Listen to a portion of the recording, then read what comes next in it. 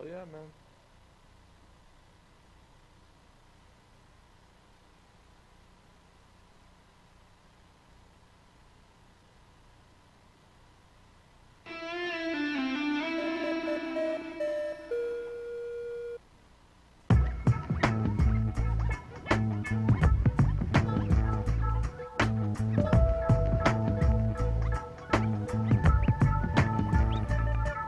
All right, everybody, welcome into Fresh Takes with Russo and Felice. I am Paul Russo, joined as always by the Felice portion of our proceedings, Nick Felice. Nick, how you doing? Happy Wednesday. We've made it to the midway point of the week, and Day?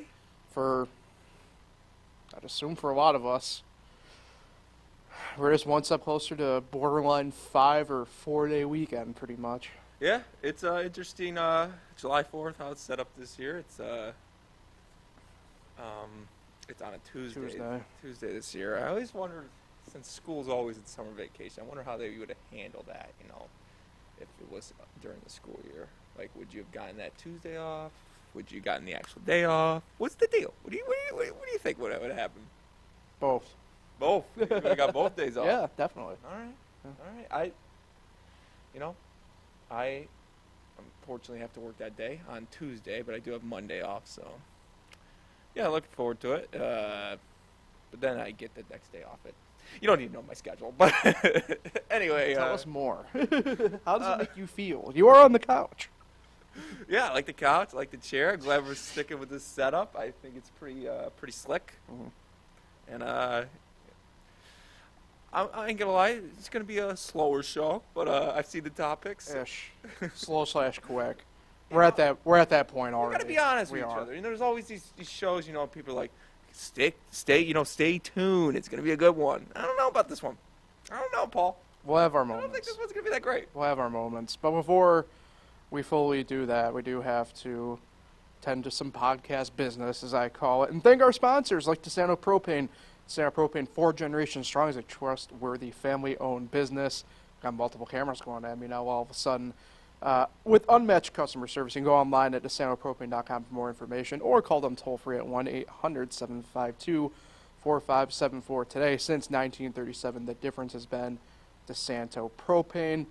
And Cicino's Pizzeria and Restaurant, a favorite of ours. Visit Cicino's Pizzeria and Restaurant at their original Waterloo location, their all-new renovated location in Geneva, or at Del Lago Resort and Casino. Dine-in, takeout, delivery, catering, and banquets. You can order online at Cicinos.com. Live, laugh, and eat well. It's the Italian way. So, I'm sure they will. Hungry now. Well, aren't we all? Aren't we all? All right, let's recap a pretty hectic week in the NBA here. It's really, I think, the main storyline here, kind of dominating the sports cycle. And did you enjoy the draft? Well, I did end up watching a little bit of it once. Of course, I got done broadcasting the nurse's graduation, the Marion S. Whalen grad. So congratulations. By the way, congrats to all the classes of 2023 from all the local schools and other institutions. Was up at Minders Friday night broadcasting that as well here at FL1. So we were busy, but congrats to all the graduates, whether college, practical schools, high schools, 8th graders, kindergartners. Shout out to all y'all. Yeah, I remember my kindergarten. Oh, okay, go off. I remember my kindergarten. By the way, put that mic a little bit closer. You were very mobile today.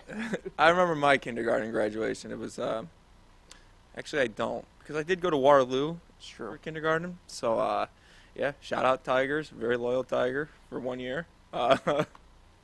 Yeah, I went to kindergarten, but I don't think I graduated from kindergarten. I graduated from preschool. Preschool right around the corner here. Sure. I did go there, but I don't think I graduated from kindergarten. Maybe I didn't make it. Maybe I skipped. Anyway, so we have Wemby officially going number 1 in the draft. There wasn't, I'd say, too much surprise with anything draft-wise. Really, it's kind of the trades that, again, preceded and also followed up the draft here at this point, including but not limited to, we had Chris Paul on the Warriors, your guy Kristaps Porzingis, who has come out like the Jazz were about to make him a max player pretty much. Now he's a Celtic. The Damian Lillard stuff obviously circulating still, which really involves, the Heat, for better or worse. So, what was your takeaway really from all this? It ended up being, I think, really not so much draft related, but ended up being I think a fairly exciting draft day just because of the amount of trades kind of going on and stuff kind of working in between. And I guess we'll start there. Wemby kind of going number one. No really surprise. There wasn't really any surprises in the draft, so I guess it was a ho-hum draft, at least in my mind. Yeah, no surprise. 1, 2, 3.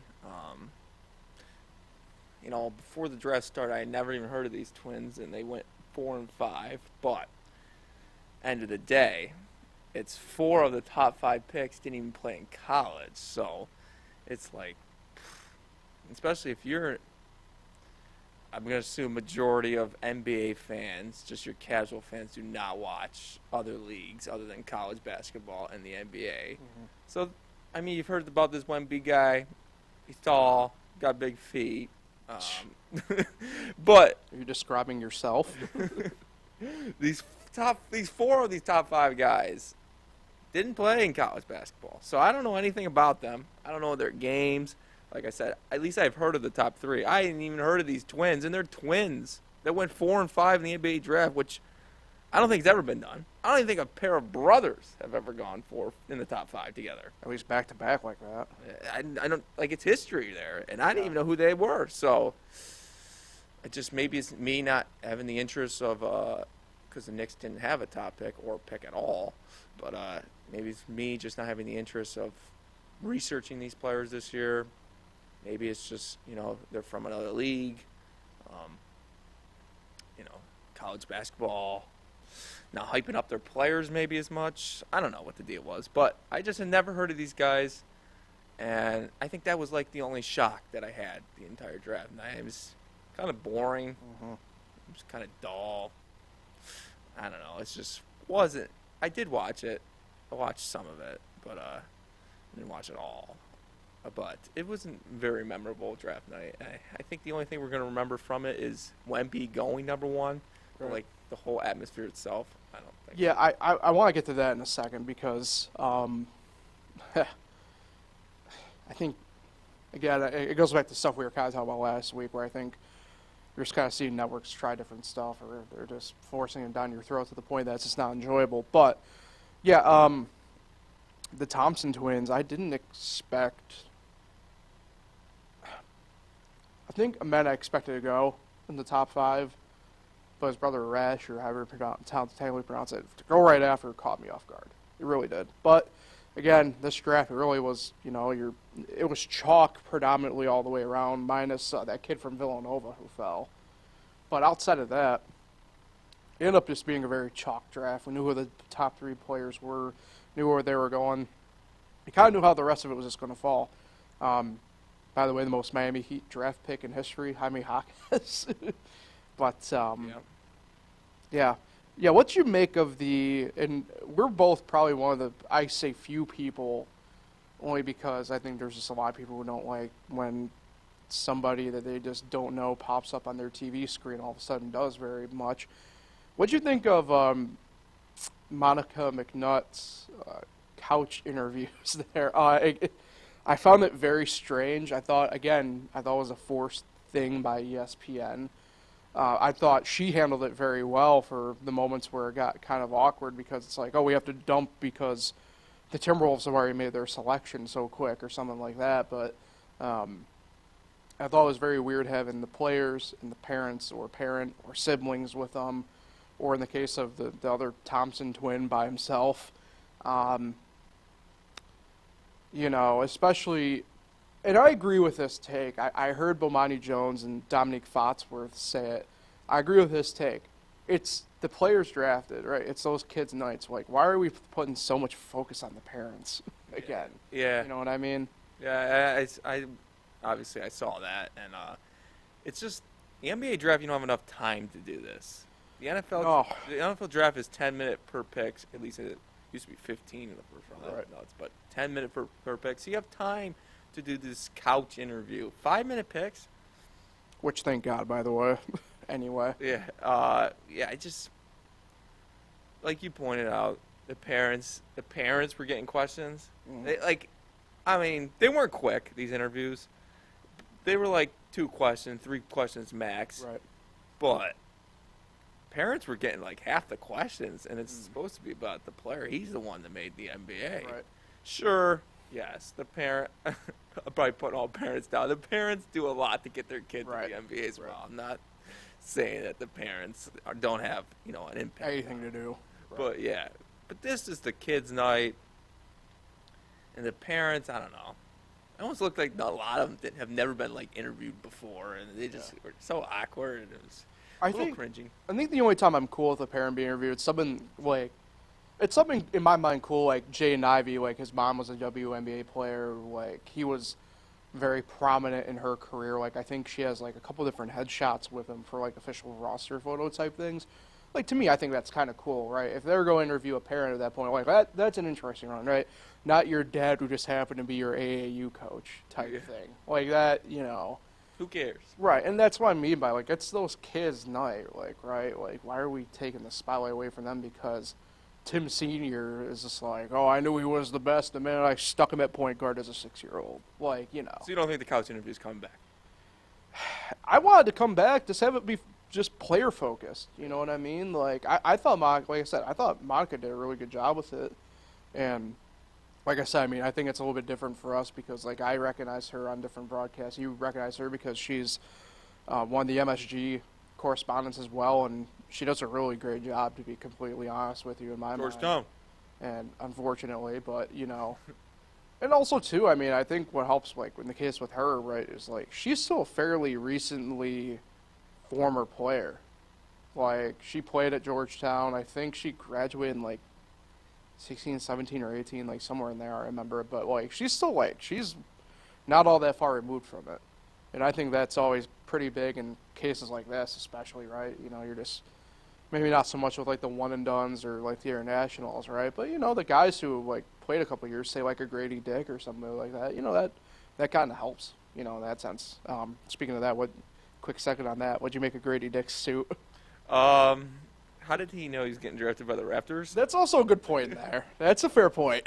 Yeah. So it was red. Yeah. The same color as the Toronto Raptors. Sequined. I don't know. I feel like if I was an NBA superstar or just an NBA player, I would have these ridiculous outfits. I don't know if I'd be wearing what Grady Dick wore, but You wouldn't be doing the Jalen Brunson accountant look? No, I would wear some crazy outfits, though. Draft night, I'd be a little bit more professional. I think that's, like, a big day for me. But, like, walking into the Wizards game, I'm going to be wearing what Kyle Kuzma had on. Oh, right. It was a pillow. Yeah. He dressed himself up as a pillow. Looked like who was it, Kanye and whoever in that one song. The little, I don't know. Yeah. Little yachty, I don't know. Coming into regular season games, I'm going to be, especially if I know I'm on TNT or something, I'm going to be dressing up. Yeah. It's fair. All right, let's move on from that. For what feels like the 17th off season in a row, even though he's only been in the league for 12 years, Damian Lillard and the Blazers kind of at this, again, they've been at a crossroads with it, right? So I respect Dame for the loyalty he's been showing. I know it's something that I know you're very big on is the loyalty element of this all, but the same token, he wants to win, and it's admirable, like I said, all the way around. But the Blazers just aren't putting the product out there. But as it stands right now at 3:12 on this Wednesday afternoon, June 28th, he's going to stick with the Blazers for now. And it's nearing levels at this point where if I'm a team, because I know the Heat are the main team that kind of has now been lumped into this. But, he's expressed interest to and or from Brooklyn, Philly, the Knicks, although not really so much in this cycle, but, prior to Boston, I've heard, is another team kick up in this. That if you're one of these teams at this point, like I'd be kind of over it. Either you want to come or you're going to stay. And it's the same thing every cycle, off-season cycle with him, right? Well, he wants to win, so he's going to request a trade, but then they meet with the GM, and it's like, oh, well, we're going to do this thing for one more year. Like, what are we doing? And I liked him. I think he's a very good player. I think he's probably the second best shooter of this generation, obviously. Can't be number one. I think that's a lock for Steph Curry. Depending upon how you feel about Rudy Gobert. Right, yes, Rudy Gobert, Shaquille O'Neal.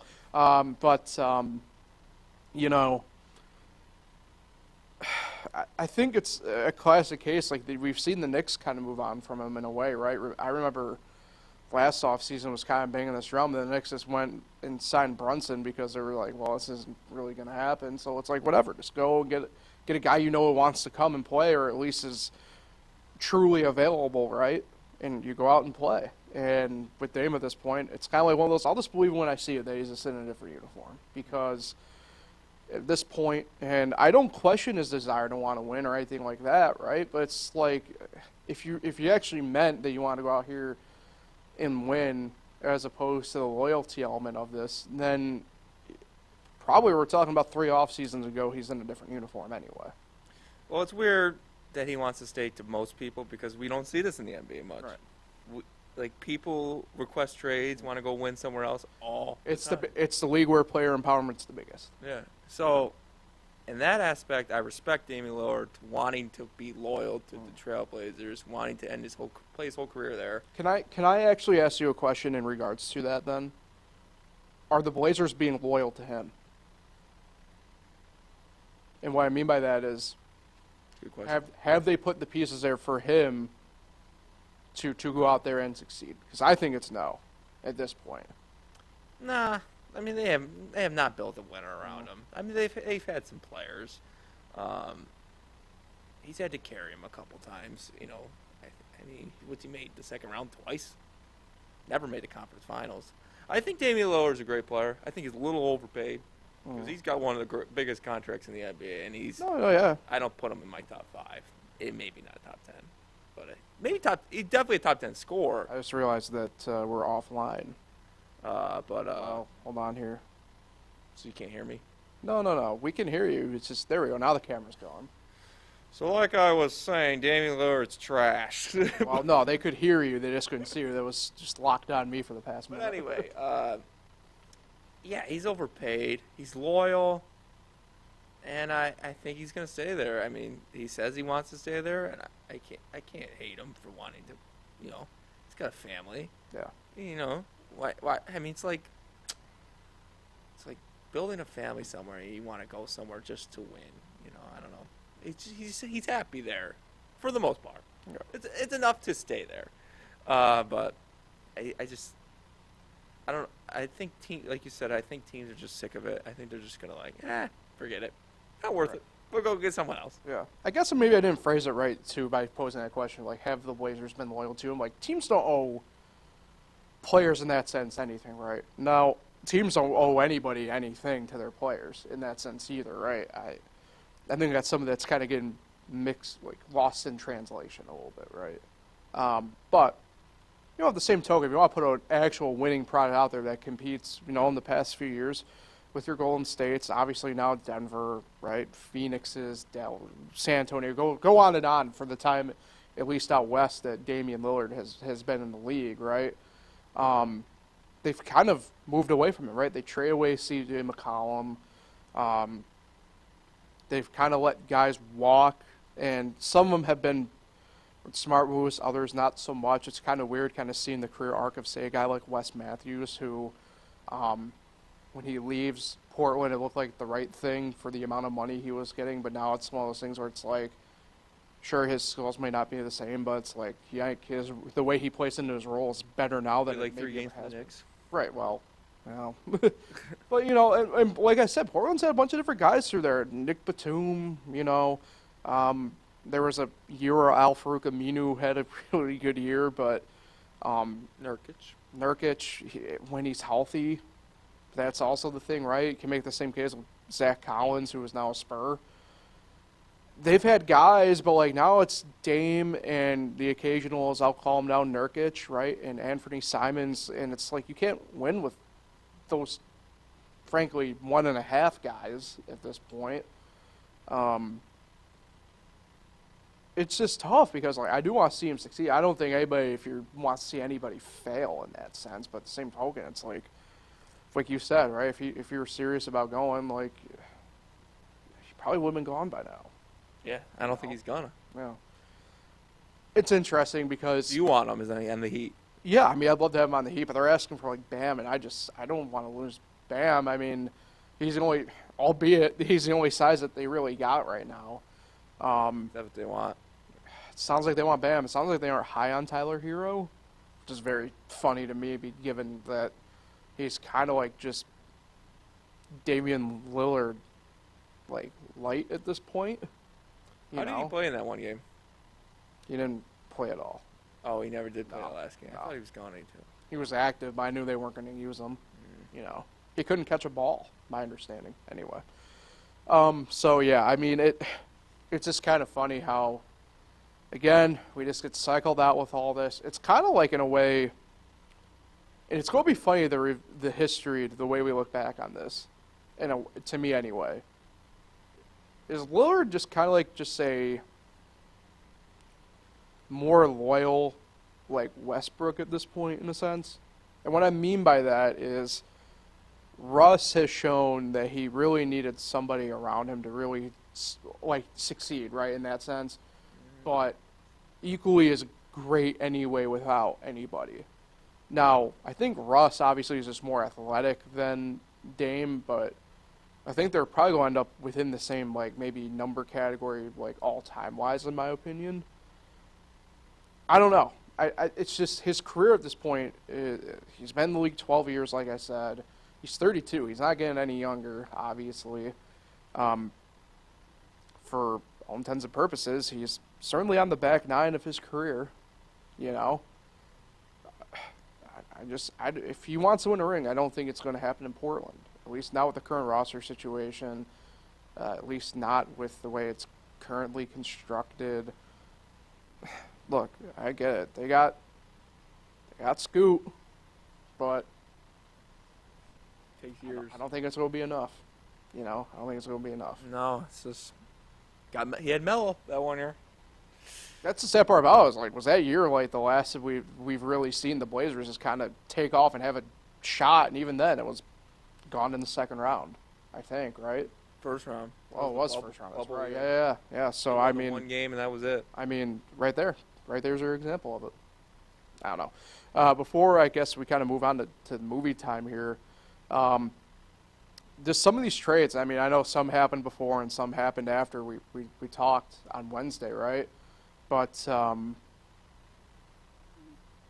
of, it's weird. I'm not trying to say like we haven't seen anything like this before, but it seemed like for the magnitude of pieces and I guess valuations of these pieces that were being moved, I don't think we haven't seen it, at least anyway, in the last handful of years, as early as it has been. And I'm really intrigued to see kind of how these trades really affect actually the free agent market that's out there at this point. When does the free agent start?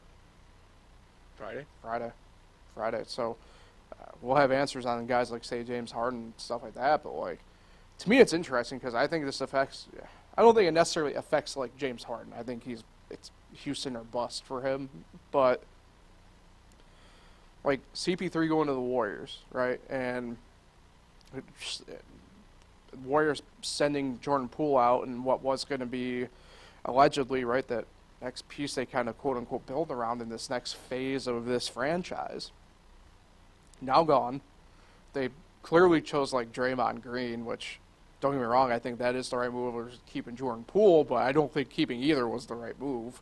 So, very fascinating to me. And, frankly, I think teams that you saw didn't make any moves, whether right off the bat or even draft night, I think are the ones really poised to have big moves here. I think it goes without saying. I think your Knicks are poised in a good spot. That being said, I don't know if there's anybody in particular in there what they need to really go out and pay per se, but I think it puts them at a much more better position than, say, maybe even like last offseason, to be completely honest, where it's like they don't necessarily have to tweak all that much, I think, to take the next step that they need to take. Whereas, say, like, you look at Philly, I don't even know what their game plan's going to be, right? Because they're going to lose Harden. It's pretty much you have, Joel Embiid and Tobias Harris over me.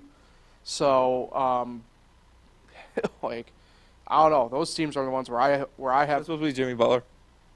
Well, that's what Jimmy Butler said when they beat him 2 years ago now. Yeah. So, but yeah, I mean, I think there's teams out here much better positioned because of already these kind of trade moves that have happened. That, if you look at Golden State, pretty much their only move is going to be trying to bring back Draymond because you already have your cap space kind of tightened up a little bit by the CP3 trade and everything like that. Where's that leave? He's been on so many teams now. It's wild. But he wins wherever he goes. Does he? He hasn't had that ultimate win yet. Yeah, I get it. People think championship. No, I'm not one of those people. I'm just saying he makes you can't. It's fair, but you just can't. To me, eventually, if he's going to be this one that leads it to the promised land, just hasn't done it yet.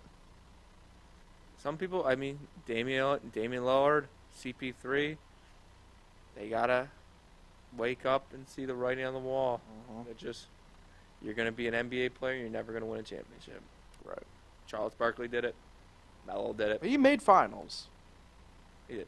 So. But no rings. Melo didn't. But. Yeah, you gotta just, especially CP3 at his point in his career, he's got to realize, I'm going to play this game for a very long time and never going to win a championship, nor even make a finals. So, but he's on a good team this year, so we'll see. We'll see how they do. They got to do better on the road. Yeah. Was there a trade out of really, I guess, the main 2 or 3 that really caught you off guard the most? Because for me, it really was that Celtic trade. Because it's not a knock on Kristaps in the sense the way that we've been used to kind of knocking him, but I think it's more on Boston where I don't know what he brings in that exactly changes or really, frankly, improves. Yeah, I agree with you. I don't think they improved. I think they got worse. Yeah, Marcus Smart, losing him. And it's not, like I said, I don't think this is a knock on Kristaps in this case. I think he has done a great job kind of resurrecting his career and finding his niche in the league. And I think he'd be better at a bunch of other teams in Boston. It's only because, I mean, if you're Boston, I guess Tatum's bringing the ball up 100. Well, if we started today, obviously it's going to change, but because it stands right now, like, Tatum's the one bringing the ball up for you, like, yeah. And losing Marcus Smart's a huge loss. Yeah, the culture setter. The Wizards, where he went, Memphis, right? Went to Memphis. Yeah, Smart ended up in Memphis. The Wizards got. Well, they ended up getting Jordan Poole, but it was like the separate trade. It was weird. It was weird how those trades were separate, but like the pieces involved were intertwined. I don't know. But yeah, I mean that was the trade. Like I said, the Celtic one mainly was the one that caught me off guard the most. I agree 100%. I'm a little surprised CP3 ended up with the Warriors. Didn't see that one coming, but well, yeah. After 2 trades, but yeah. Especially knowing the history between him Celtics and giving up on Marcus Smart was definitely the biggest surprise for me so far, trade-wise. Yeah. Especially, the way Chris Paul and Steph and Clay have all gotten along, which hasn't been good. So it'll be interesting to kind of see how that plays out, I guess. All right, before really we get out of here, because there isn't a ton to do, we are going to see our first... Get the nachos ready. Our first summer movie, I guess, of the year, right? I mean, summer movie time's in full swing.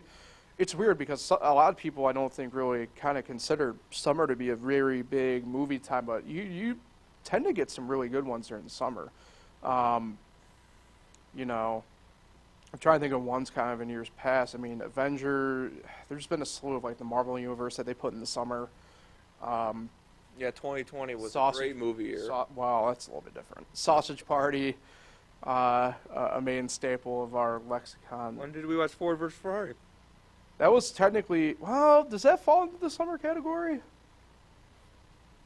I think it does. I can't remember. I think it might fall in the summer category. I like that there's midday matinees nowadays. That's kind of rhyme, but What are you doing? I'm relaxed on the couch. You know, you gotta relax. Yeah, but I set up the camera in a certain way and you ruin it. Yeah, I see there's at Geneva Movieplex. There's some matinees during the week, so that's kind of cool. I've never gone. I've never gone to a matinee during the week, so who knows? Maybe I don't think I have since like college. maybe I'm off. Well, who knows? Maybe I'll go one. But tomorrow, night session. Yeah. No hard feelings. This is a Pat Russo pick. Yeah, but like I do want to talk about because it does have a pretty decent cast. I mean, obviously it's highlighted by Jennifer Lawrence, but Matthew Broderick's in it. Shout out Ferris Bueller. So I'm intrigued by it. The previews have been out for it for, I mean, it feels like a while, but I guess only really a couple months. But I mean, again, you brought up 2020, right? I mean, we're finally getting back to going to movies Consistently. at least a semi-consistently, area. And comedy. I think the first time I saw the preview of it, I wasn't overly intrigued, to be completely honest.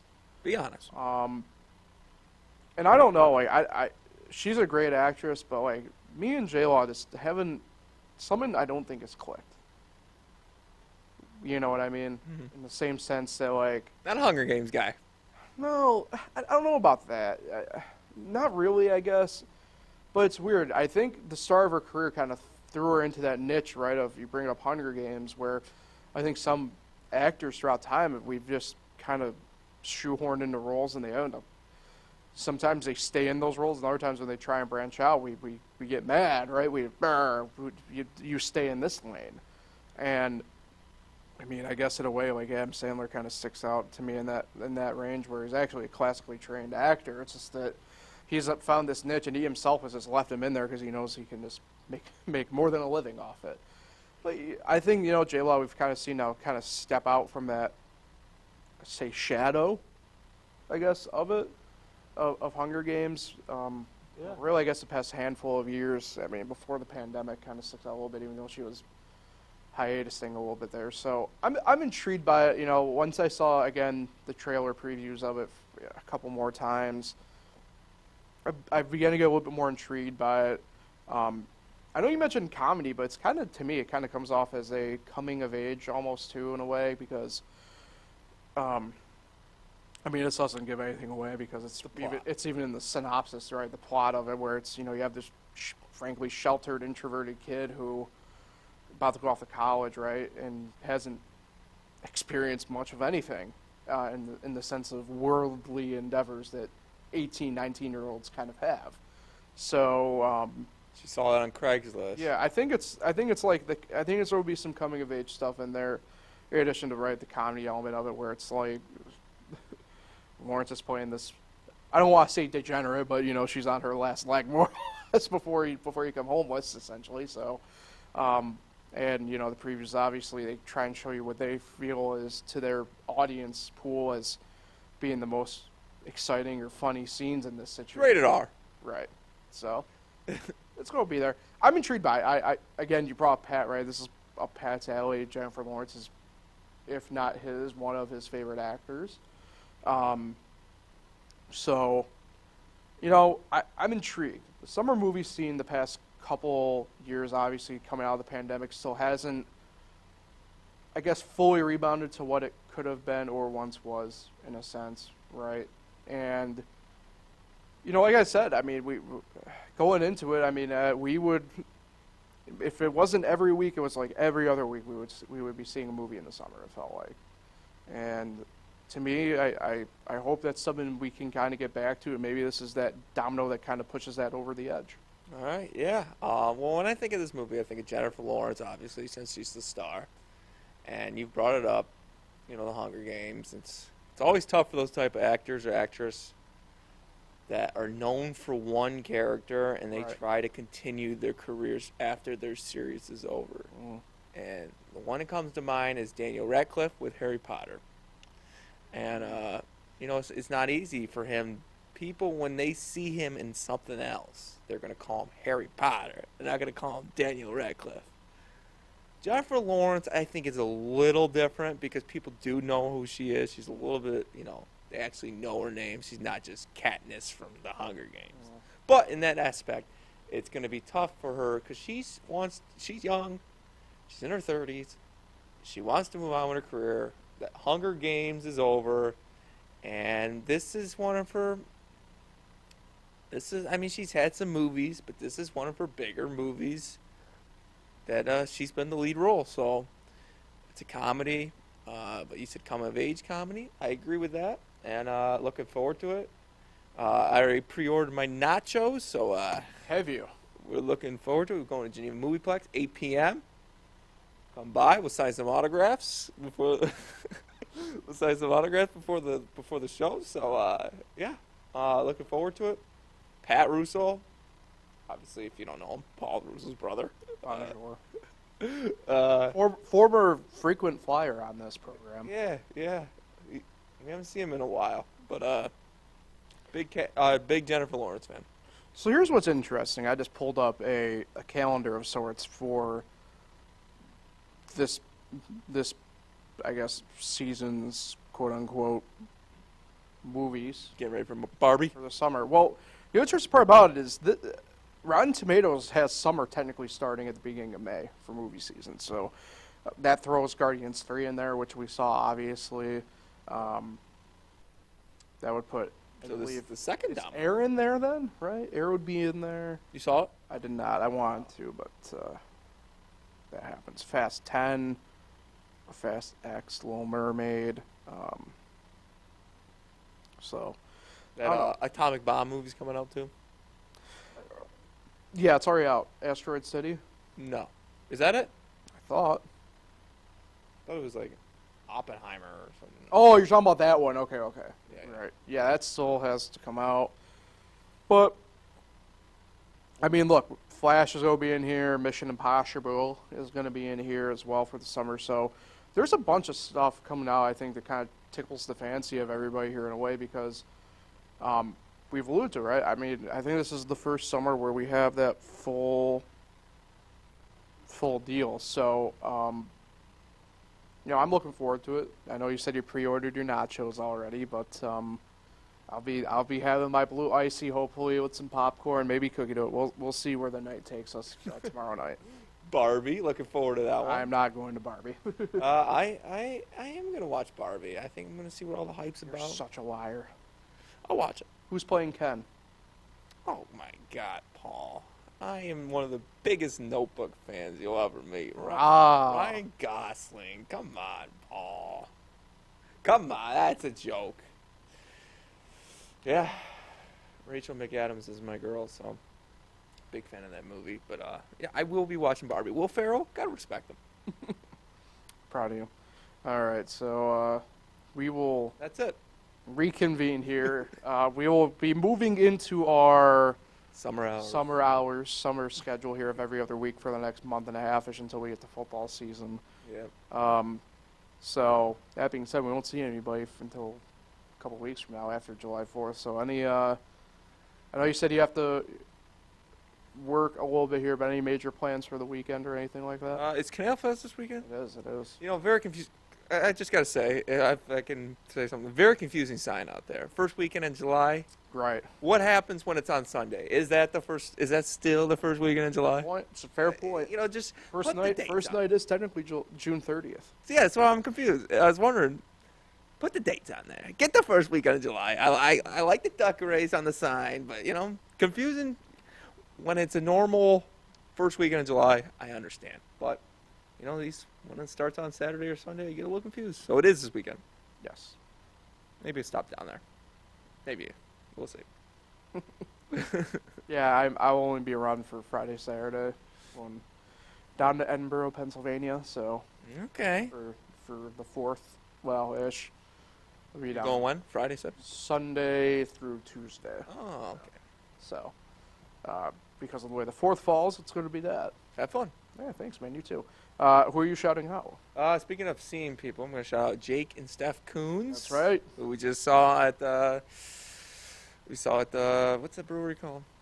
They used to be the Beer Garden. Liquid State North Shore. That's where we saw him. Yeah, big, good friends. So, yeah, shout out Jake and Steph Coons, who are from the Owego area. Correct. Look at you go.